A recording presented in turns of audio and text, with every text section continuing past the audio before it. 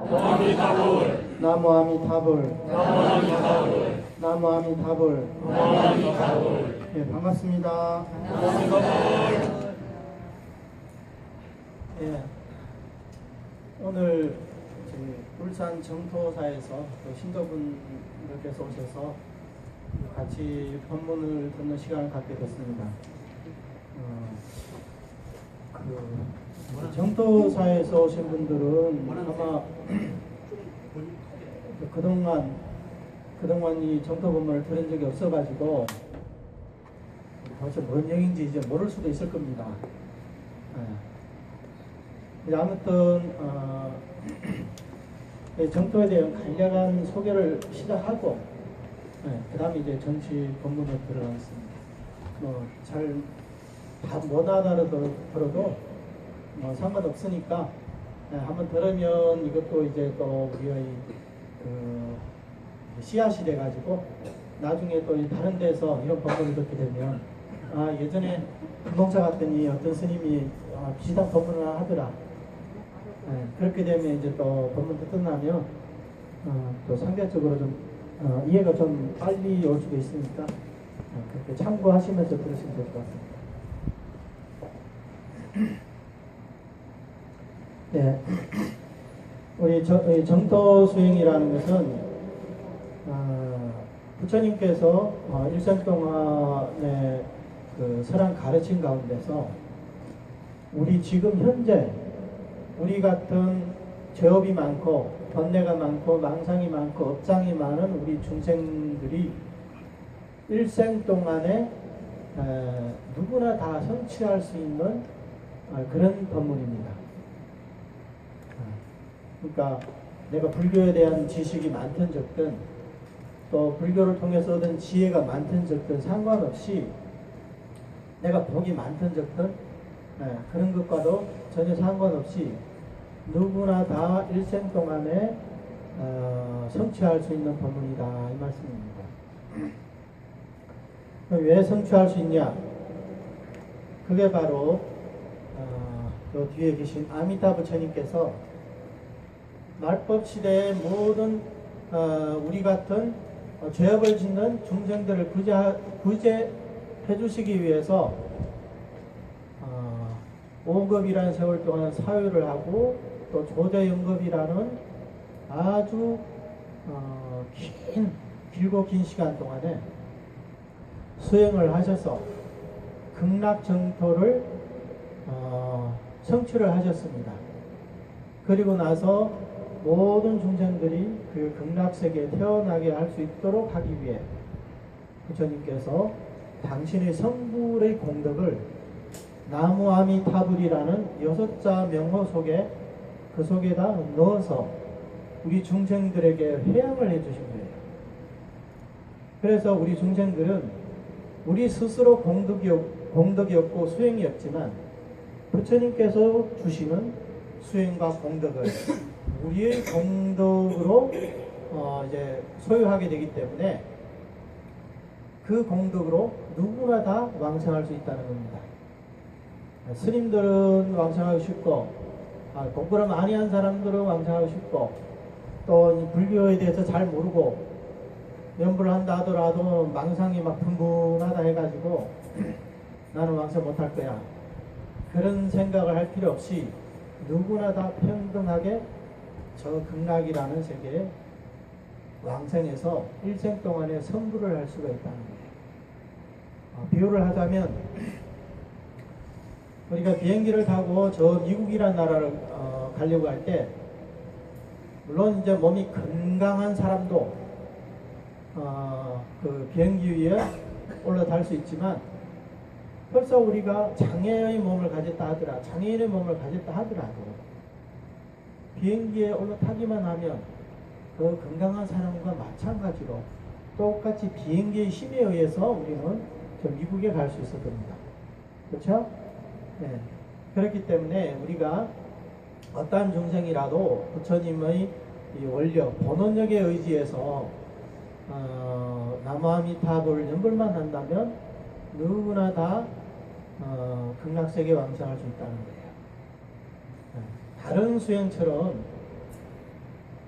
3대 아성 직업에 걸려서 성불 하는 게 아니고 또 우리 이 사바세계에서 엄청난 고행을 통해 가지고 엄청난 수행을 해서 남들이 할 수 없는 그런 뼈를 깎는 그런 이제 고행을 통해 가지고 개정의 사막을 닦아 우리 번뇌를 모조리 끊고 윤회에서 벗어나는 게 아니라 그대로 우리 현재 이 상태로서 염불이라는 부처님의 본원력을 통해 누구나 다 극락왕생에서 성불할 수 있다는 거예요.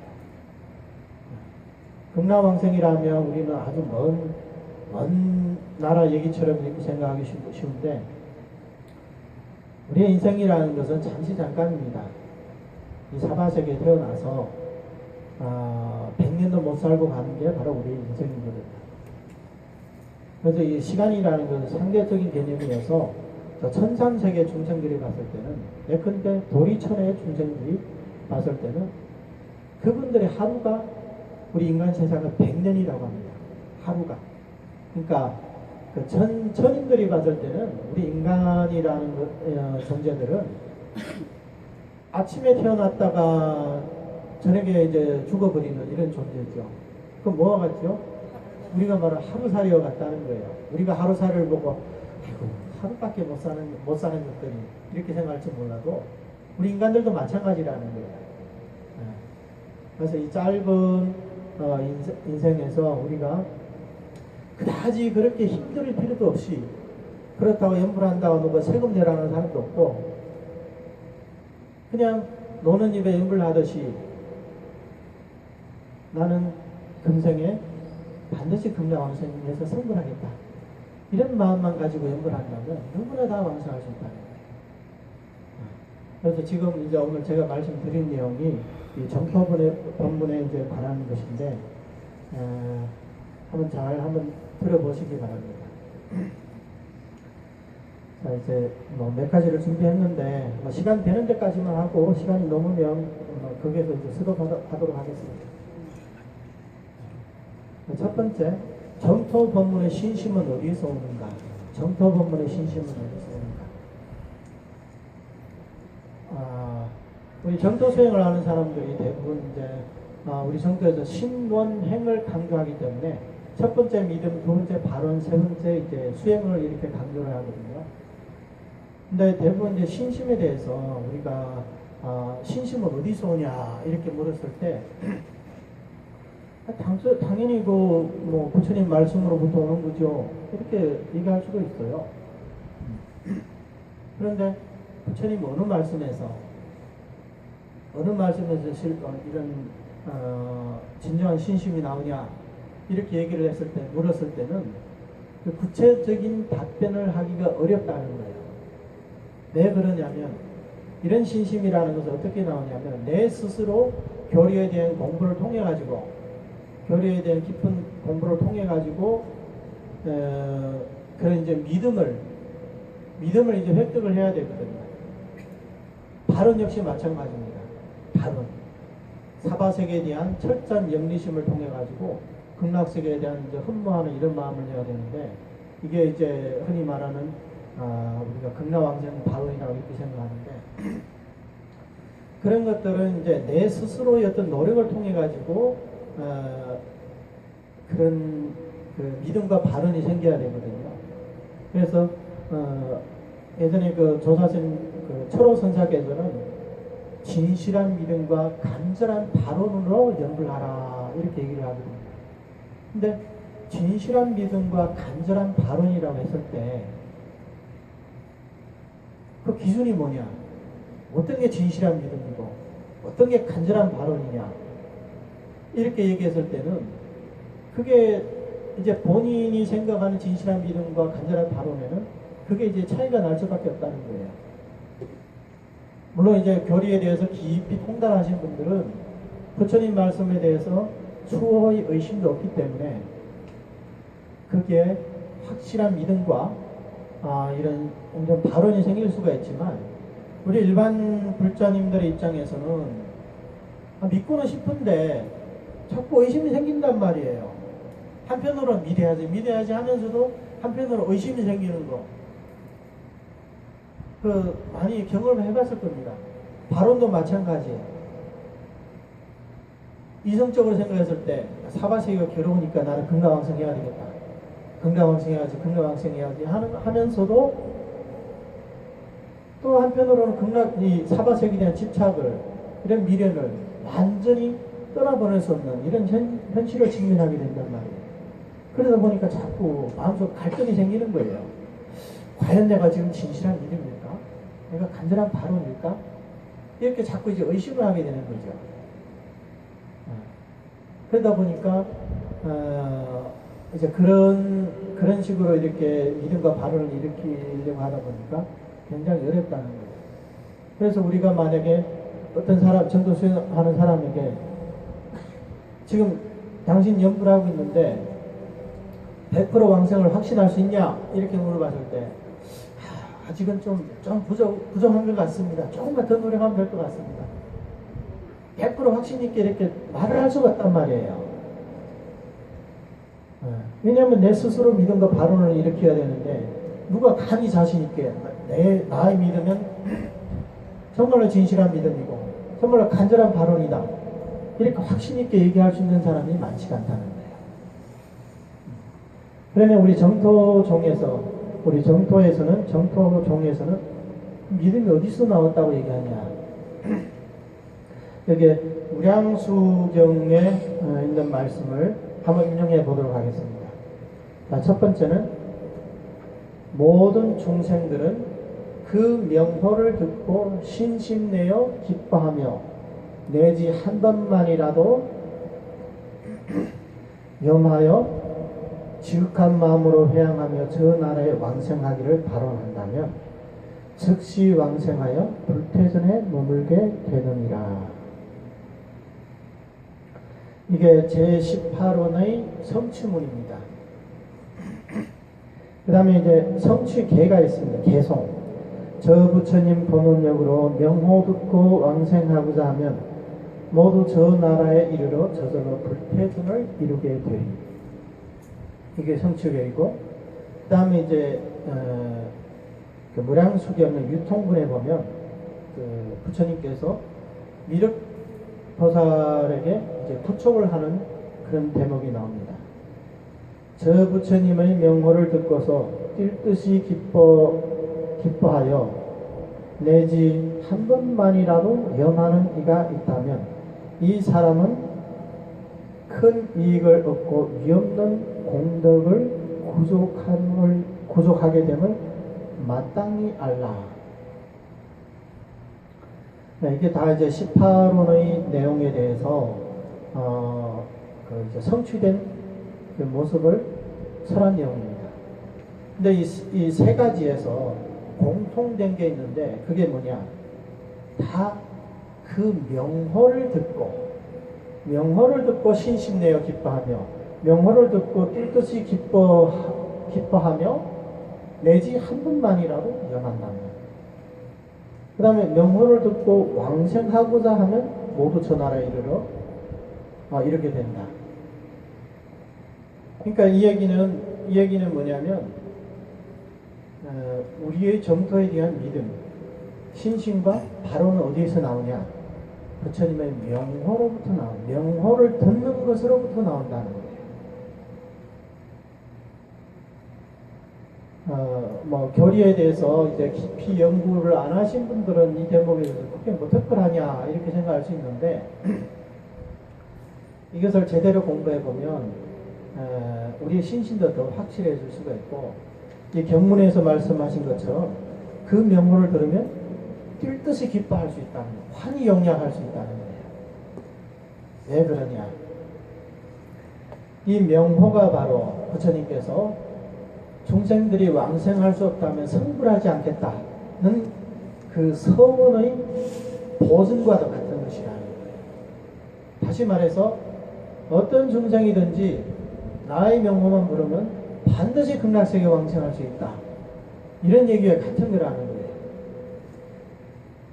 이 부분에 대해서 우리 정토종의 조사스님이신 그 담난대사님께서는 왕생논두라는 이 논설을 해석하시면서 뭐라고 말씀하셨냐면 정토 삼경은 아미타불의 명호를 본체로 삼는다 이렇게 말씀하십니다.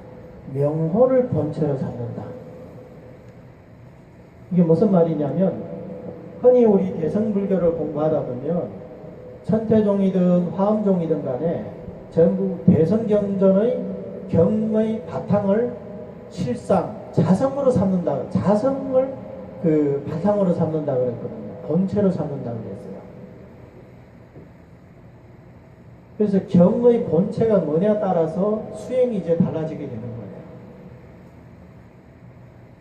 예컨대 천태종의 그런 관점으로 우리 대성경전을 수행한다면 반드시 먼저 그 실상에 대한 깨달음이 선행이 돼야 돼요.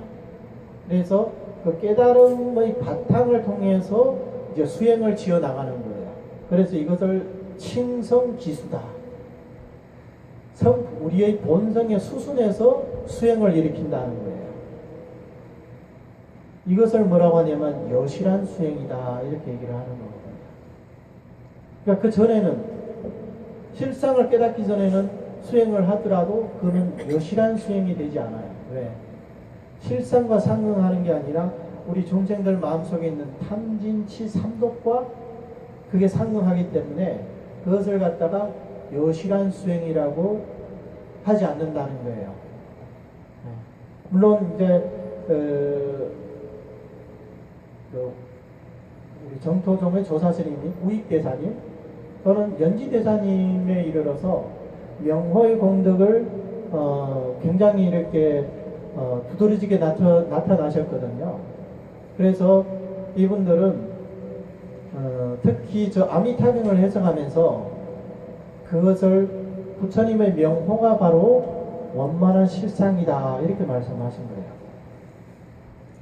그런데 이 해석은 이런 우리 정토종 단란대사나 그 선도대사님 말씀하신 것처럼 그냥 단도직입적으로 명호를 본체로 담는다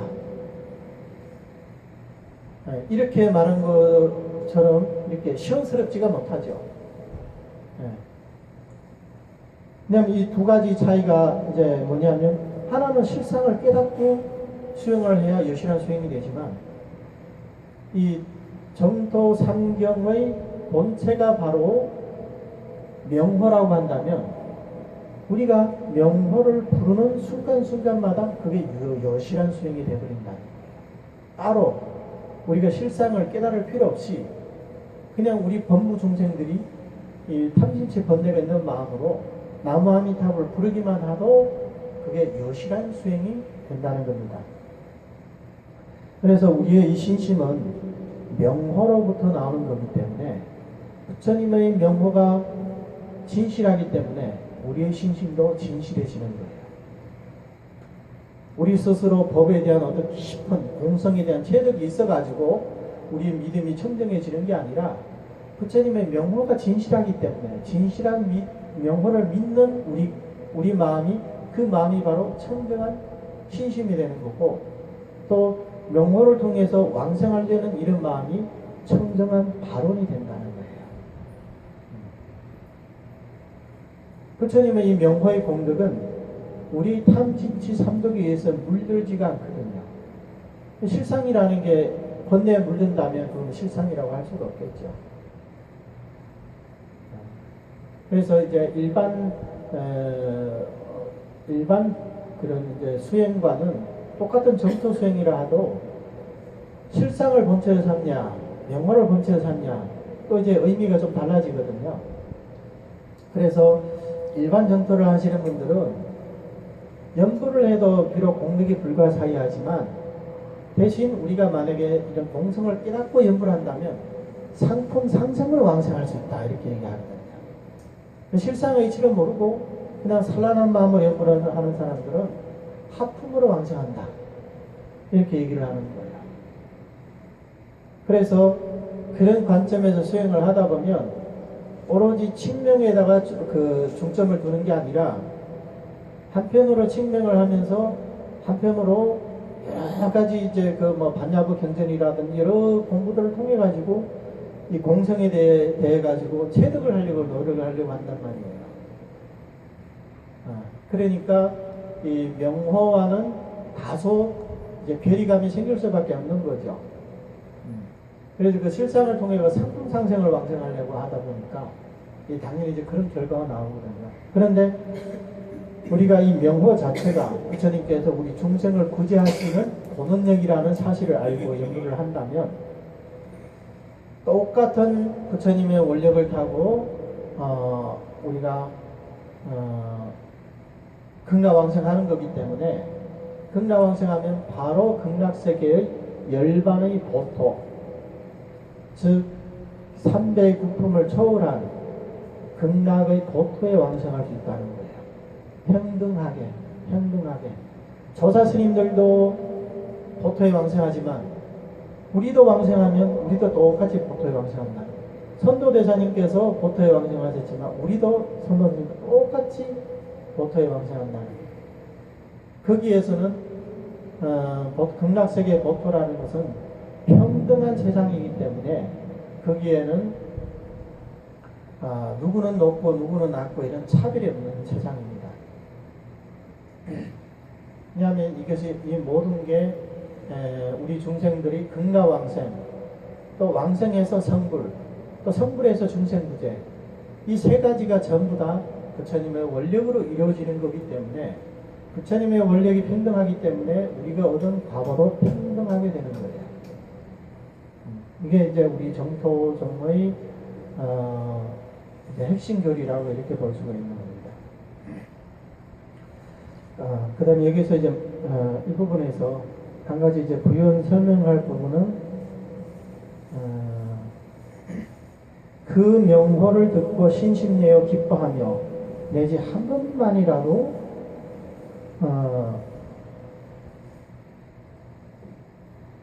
한 번만이라도 염하며 지극한 마음으로 회양하며 전날에 왕성하기를 바라한다면 즉시 왕생하여 불태전에 머물게 되느니라. 여기서 우리가 부처님의 이 명호를 듣고 신심내 가지고 왜 신심이 날까요? 명호를 부르면 바로 왕생할 수 있다는 이익을 얻을 수 있기 때문에 우리가 신심이 나는 거거든요.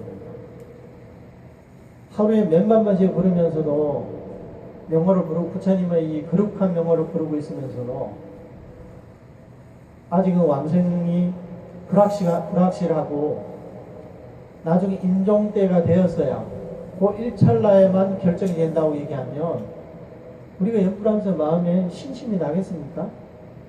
기쁨이 생기겠습니까? 기쁨이 생길 수가 없죠. 괴롭죠. 왜? 왕생할 수 있을까 없을까 자꾸 그런 고민을 하다 보면 마음속에 기쁨이 생길 수가 없는 거예요. 하지만 이 명호 자체가 부처님 본능력이기 때문에 내가 부르는 한 번 한 번의 연불마다 이게 결정코 왕생할 수 있는 정정업이 된다는 사실을 안다면 연불을 하면서도 항상 기쁜 마음을 알 수가 있게 되는 거죠. 물론 우리는 전부 중생이기 때문에 우리의 삶에서 많은 즐거움만 있지를 않아요. 생활 속의 어떤 괴로움이라든가 이제 대인에 대한 그런 괴로움이든가 그런 것은 있을 수밖에 없는 거예요. 전부 중생이니까. 하지만 우리 근본적인 이런 두려움, 정토행자들이 가장 바라는 게 뭐예요? 극락왕생 아니겠습니까? 그러니까 이 근본적인 이런 괴로움이 이미 해결됐기 때문에 설사 세간에서 뭐 이렇게 감정적인 기복이 있다 하더라도 우리는 다 참을 수가 있는 거예요. 이것은 인생에서 우리가 다 이제 일종의 과정이기 때문에 그게 연연하지 않고 우리가 기쁠 때도 나마아미타불, 슬플 때도 나마아미타불 이렇게 부처님 명호를 버리지 않고 연연불사하면서 연구를 할 수가 있는 겁니다. 그리고 내지 한 번만이라도 연구를 한다면 즉시 왕생하여 불태전에 이를 수 있다. 여기서 즉시 왕생하여 불태전에 이를 수 있다 이렇게 얘기를 했는데 이제 어떤 사람들은 즉 이 불태전이라는 것은 극락세계 왕생하고 나서 불태전이다 이렇게 해석을 하거든요. 물론 이제 글자만 본다면 이제 그렇게 이제 볼 수도 있는데, 여기서 이제 문자만 보지 말고 한 걸음 더 나아가서 본다면 우리의 왕생이라는 것이 언제 결정되냐? 부처님의 구제에 완전히 규명했어요. 규명하고 연불할 때 그 1년 1년마다 왕생이 결정되는 거거든요. 다시 말해서 1년마다 결정되는 순간순간마다 즉시 왕생하여 그 불퇴전에 이루는 순간이 된다는 거예요. 그래서 이 얘기는 우리가 임종해서 극락 왕생해서 꼭 불퇴전하는 게 아니고, 물론 당연히 그때로 불퇴전이죠. 지금 이 순간부터 우리가 부처님께 완전히 규명하고 아미타 부처님 완전히 규명 연불하는 사람은 이 순간부터 즉시 왕생하고 즉시 불퇴전에 머물게 되는 것과 같다는 거예요. 그래서 이게 바로 우리 정토종에서 말하는 평생 업성이다, 이겁니다. 그러니까 우리의 왕생은, 연불하는 사람들의 왕생은 평소부터 결정이 된 거지, 평소에 계속 결정이 안 되다가 임종하는 그 일찰나에 결정이 되는 것은 아니다, 이 말씀입니다. 우리가 살면서 우리의 생각은 옆년마다 생멸을 거듭하거든요. 우리 생각 무상하잖아요. 자꾸 딴 생각으로 이렇게 흐르거든요. 그래서 우리 불교적인 시각으로 엄밀히 따진다면 우리는 순간순간마다 임종을 맞이하는 거예요. 임종이라는 순간이 어느 특정된 순간에 한정되어 있는 게 아니에요. 순간순간이 임종이다가 맨 마지막에 우리의 육신의 그 수명이 다해서 그때 우리의 이 영혼이 몸을 떠나는 거지, 평소에도 사실은 이제 마찬가지라는 거예요. 연년마다. 그 1년 1년이 어느 순간에 임종 순간에 되는 거지, 임종 순간이라 가지고 딱 정해져 놓고 언제 딱 임종이다, 그렇게만 볼 수는 없다는 거예요. 그래서 우리가 1년 1년마다 왕생이 결정되는 순간이기 때문에 그 순간순간마다 즉시 왕생이 결정되고 즉시 불퇴전에 이르게 된다는 거예요. 그래서 우리 정토종의 신심은 항상 명호로부터 찾아야 되는 거예요. 다른 데서 찾지 말고 내 스스로 어떻게 노력해가지고 내 마음이 어떻게 청정심을 이루어가지고 그때 흔들리지 않는 어떤 신심을 성취한다, 그렇게 생각하지 말고, 그렇게 되면 그게 이제 이행도가 아니라 난행도가 되어버리거든요. 그러니까 중생들의 마음은 자꾸 오락가락 해가지고 지금 한동안 이제 수행이 잘 되는 것 같을 때 마음이 청정할 때는 그래, 내 신심이 아주 청정한 것 같아. 근데 또 한동안 지나가지고 어떤 경계를 당해가지고 확 번데기 일어날 때는 어때요? 신심이고 뭐고 이제 어디 간지도 찾아보기도 힘들잖아요. 신심이라는 단어도 떠올리기 싫습니다. 그러다 보면 그게 이제 몇 번이고 반복되다 나면 우리의 신심은 점점 이제 퇴진하게 되는 거예요. 나중에 앞에서 누구한테 나는 신심이 있다, 저 발언이 간절하다, 감히 그런 말을 할 수가 없는 거예요. 그거는 왜냐하면 그 신심을 내 마음속에서 찾기 때문에 그런 거예요. 신심과 발언을 내 마음속에서만 찾으려고 하다 보니까 이제 그런 현상이 생겨나는 거거든요. 근데 우리 정토종에서는 이런 믿음과 발언은 내 마음속에 찾지 말고 부처님의 명호에서 찾아라는 거예요. 왜? 이게 부처님의 본능력이기 때문에. 사실 우리 종장들이 연불을 한다고 하지만 진짜 우리가 연불이 좋아서 하는 걸까요? 우리 스스로 하는 연불일까요? 엄밀히 따져보면 그렇지가 않아요. 우리 중생들은 저 탐진치 삼독을 좋아하지, 그다음 오용락을 생각하는 걸 좋아하지, 부처님 생각하는 걸 별로 좋아하지 않습니다. 우리 중생들의 마음이 그래요. 그러면 우리가 지금 왜 연불을 하냐? 부처님께서 그동안 성불한 지 10급이 됐다 그랬잖아요. 10급 동안 끊임없이 우리 중생들을 향해서 시방 중생들아 나의 이름을 불러서 나의 밑으로 왕생하더라, 끊임없이 중생들에게 얘기를 하니까 마지못해서 한번 해볼까 이렇게 하다가 계속 얘기하니까 어쩔 수 없이 이제 대부분 사람 연불하는 이런 신용을 한다는 거예요. 그래서 이렇게 좋은 연물법이 있지만 저도 그런 걸 많이 느끼거든요. 신도분들에게 이거 연물이 좋으니까 연물 하십시오 하면 표정이 양 밝지가 않습니다. 나보고 죽으라 하는 건가? 고향으로 돌아가면 죽어서 가는 거 아니야? 또 이렇게 생각하게 됩니다. 자꾸 의심을 한다는 거죠. 연불하면 뭐가 좋습니까? 현생에 뭘 이룰 수 있습니까? 그래서 이렇게 하면 이것도 좋고 저것도 좋고 하니까 한번 해보세요. 이렇게 오히려 스님이 부탁하고 또 애원을 해야만이, 그래야 어쩔 수 없다는 듯이 한번 해보겠습니다. 이렇게 겨우 이렇게 그 답을 받아내거든요. 그래도 또 그냥 놔두면 안 돼요. 확인을 해야 돼요. 며칠만 한번 전화해가지고 연불 잘하고 계십니까 하면 요즘에는 좀 바빠서 못했어요. 계속 하셔야 됩니다. 또 며칠 지나고 또 전화를 하면 요즘엔 좀 다른 기도를 하느라고 바빠서 못했습니다. 또 이제 그러거든요. 그러니까 이게 원래 그 이치대로라면 이렇게 좋은 법이 있으면 스님을 찾아다니면서 스님 제발 연불법을 좀 가르쳐 주십시오. 이렇게 해야 되는데 이게 반대로 된 거예요. 스님이 찾아다니면서 제발 좀 연불하세요.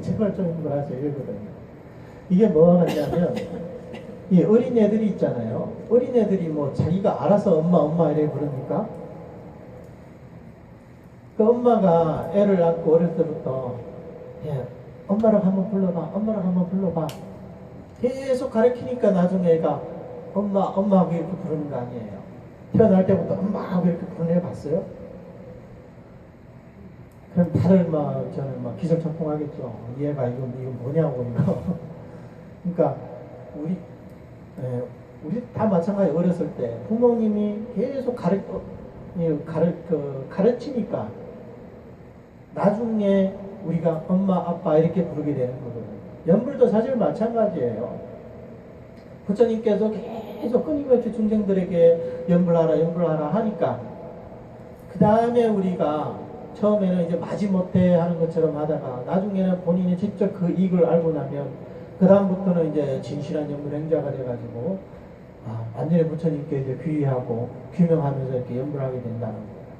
그래서 연불을 잘한다고 열심히 한다고 교만할 필요도 없어요. 본인이 잘나서 잘하는 게 아니거든요. 부처님께서 10급이라는 세월 동안 중생들을 연불하라 하니까 지금에 와서야 느릿느릿하게 지금 연불을 좀 하는 거거든요. 그렇기 때문에 연불한다 해가지고 지금 열심히 한다 해가지고 교만한 마음을 가질 필요가 없다는 거예요. 그래서 우리 연불 행자들은 항상 겸손한 마음으로 모든 중생을 이렇게 대해야 되고 부처님에 대해서 완전히 이런 순응하는 이런 자세, 규명하는 자세로 이렇게 연불을 해야 될 겁니다.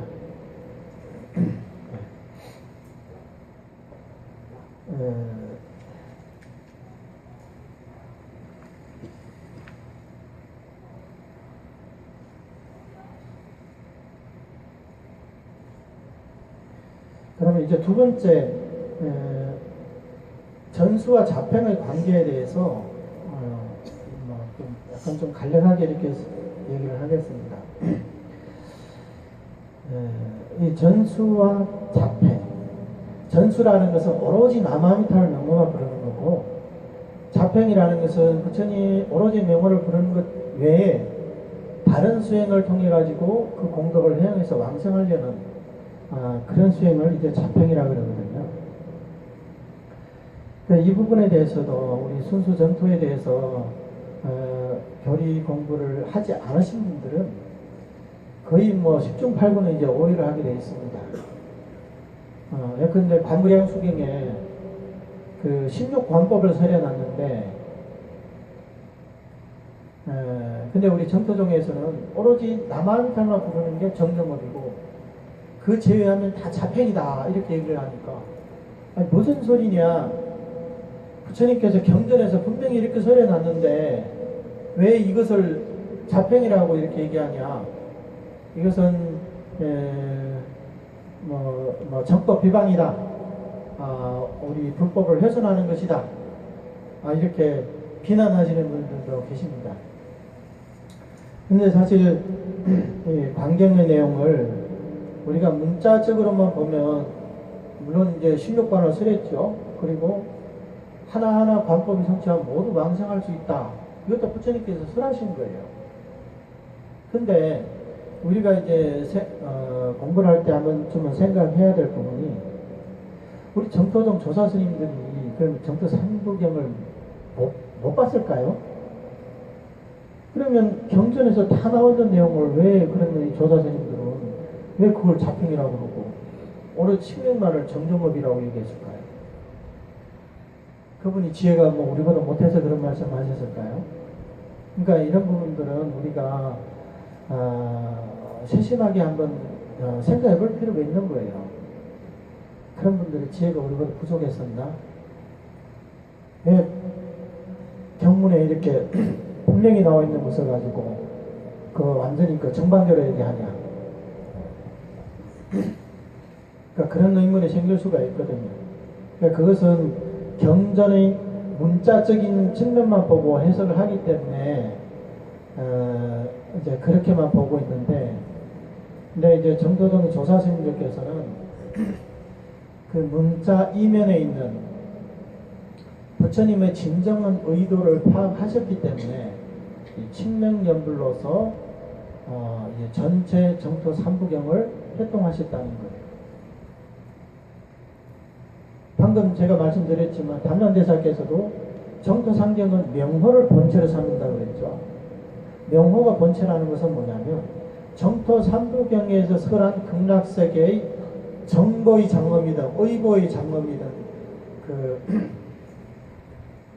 보살대종의 장엄이든 간에 이것은 삼종 장엄이라고 그러거든요. 그 전체가 다 나무아미타불 육자명호의 공덕을 전개했을 때 나타나는 공덕이라는 거예요. 그래서 극락세계의 모든 이런 의정 장엄을 우리가 그것을 이제 축소시키게 되면 그게 한 구절 나무아미타불이 된다. 나무아미타불을 펼치면 그 극락세계의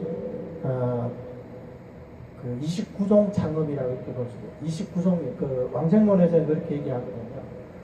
부처님 장엄이 있고 보살 장엄이 있고 국토 장엄이 있다. 그래서 부처님 장엄에 이제 4가지가 있고 또 보살 부처님 장엄 8가지, 보살 장엄 4가지가 있고 또 이제 국토 장엄에 17가지가 있거든요. 그래서 이제 29종 장엄이라고 그럽니다. 그래서 29종 장엄을 우리가 그것을 농축시키면 한 구설 나무아미타불이다.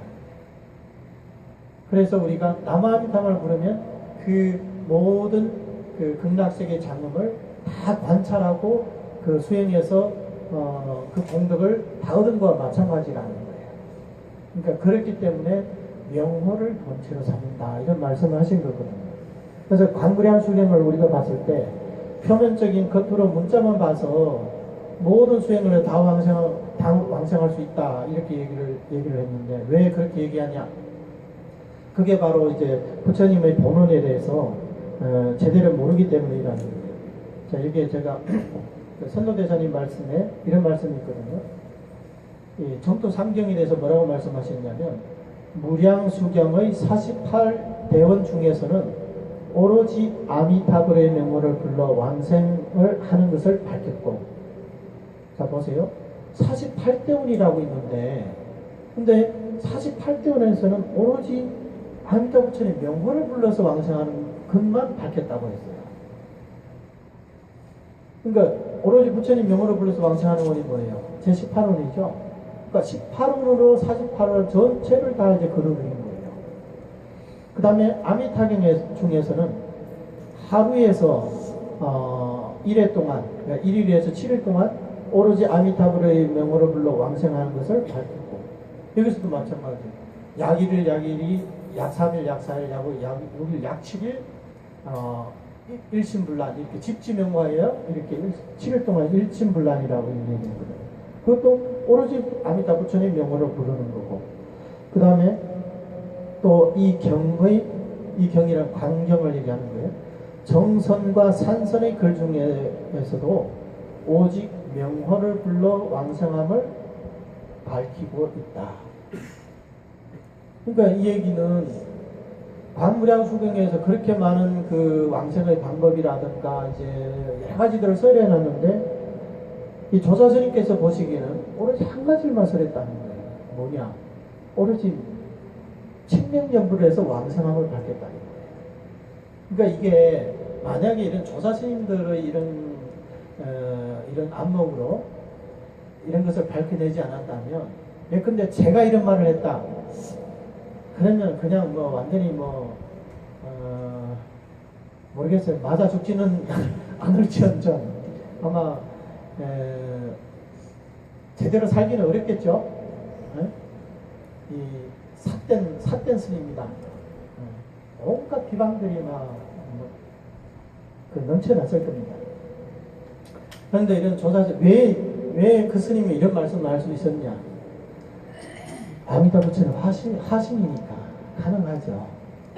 본인이 본인의 본원을 얘기하는데 그게 뭐 틀릴 일이 있나요? 그다음 두 번째 봐요.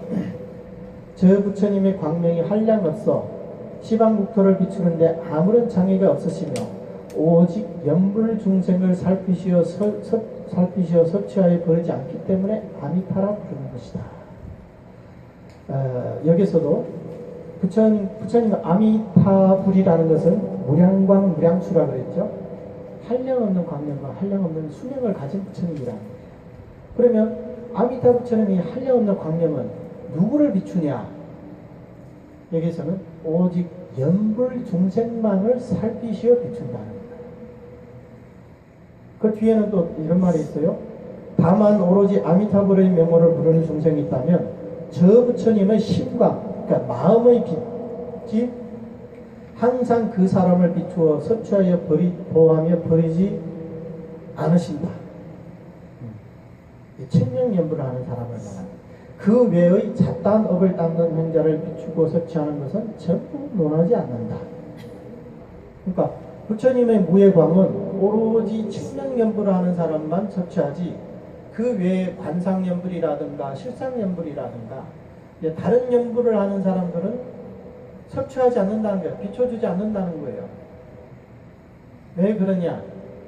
그게 바로 제18원을 본원으로 이렇게 삼았기 때문에, 그래서 이런 말씀을 하시는 거예요.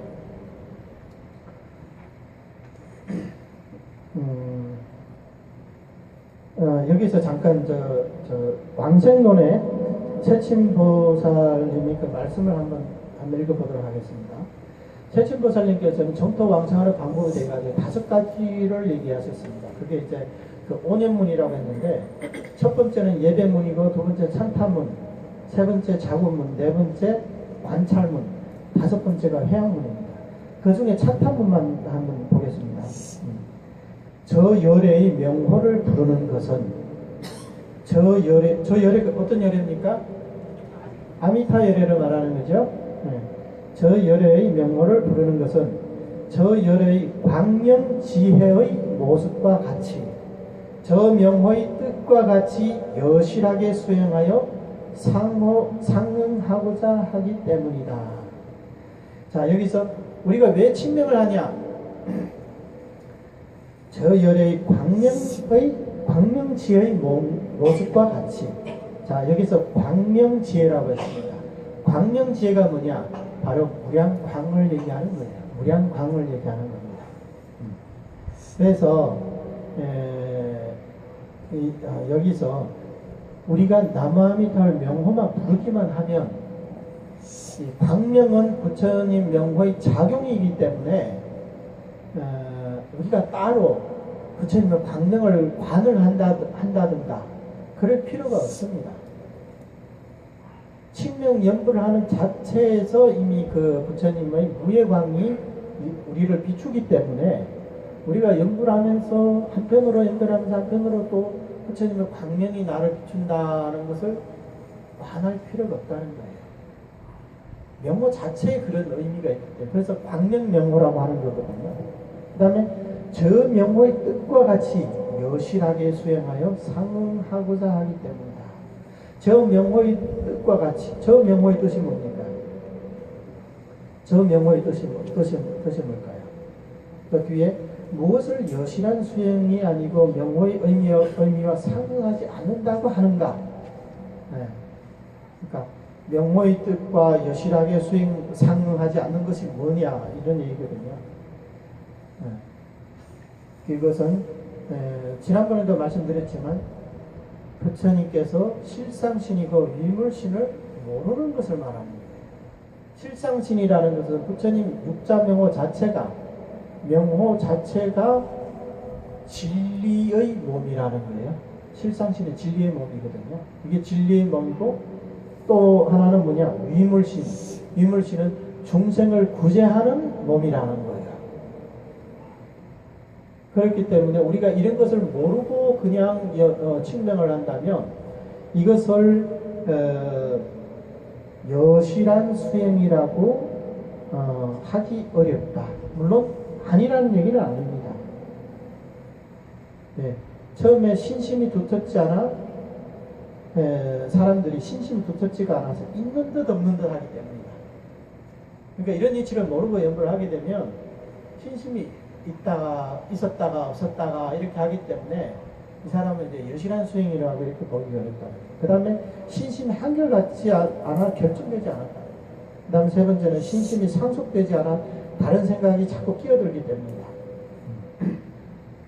그래서 우리가 연구를 하면서 명호가 바로 부처님의 완전한 원만한 공덕이고 이 명호가 바로 나를 구제하는 부처님이다. 이것만